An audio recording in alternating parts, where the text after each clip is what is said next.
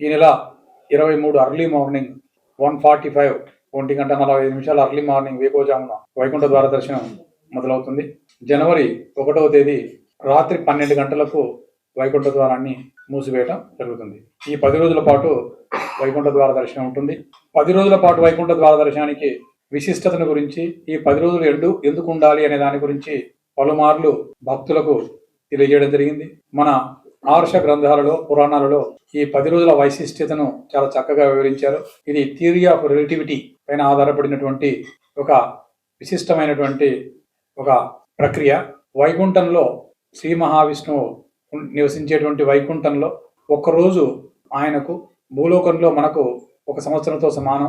ఈ ఈక్వేషన్ను కరెక్ట్గా తీసుకుంటే 40 నిమిషాలు వచ్చేసి 10 రోజులకు సమానం. ప్రతిరోజు వేకువజామున బ్రహ్మ ముహూర్తంలో 40 నిమిషాల పాటు శ్రీ మహావిష్ణువు దేవతలకు, ఋషులకు వైకుంఠ ద్వారంలో దర్శనమిస్తారు. దాని ఉత్తర ద్వారం కూడా అంటారు. ఈ 40 నిమిషాలు 10 రోజులకు సమానం భూలోకంలో. కాబట్టి శ్రీ మహావిష్ణువు ఆయన టైం ఫ్రేమ్లో, వైకుంఠం టైం ఫ్రేమ్లో 40 నిమిషాల పాటు దేవతలందరికీ, ఋషులందరికీ దర్శనమిచ్చేటువంటి సమయంలో వైష్ణవ ఆలయాల్లో వైకుంఠ ద్వార దర్శనం ఆ 40 నిమిషాలకు సమానమైనటువంటి 10 రోజుల్లో చేసుకుంటే స్వామివారికి యొక్క ఆశీస్సులు మెండుగా ఉంటాయి.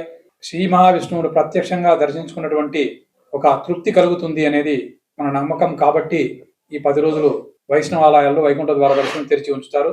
కాబట్టి 1వ రోజు కానీ 2వ రోజు కానీ చేసుకుంటేనే ప్రాముఖ్యత ఉంటుంది. మిగతా రోజులు ప్రాముఖ్యత ఉండదు అనేది దయచేసి మీరు భావించవద్దు. ఈ 10 రోజుల్లో ఏ రోజు దర్శనం చేసుకున్నాను కూడా ఆ 40 నిమిషాలలో భాగమే. కాబట్టి ఒక రోజు ప్రత్యేకత ఎక్కువ, ఒక రోజు ప్రత్యేకత తక్కువ అనేది లేదు.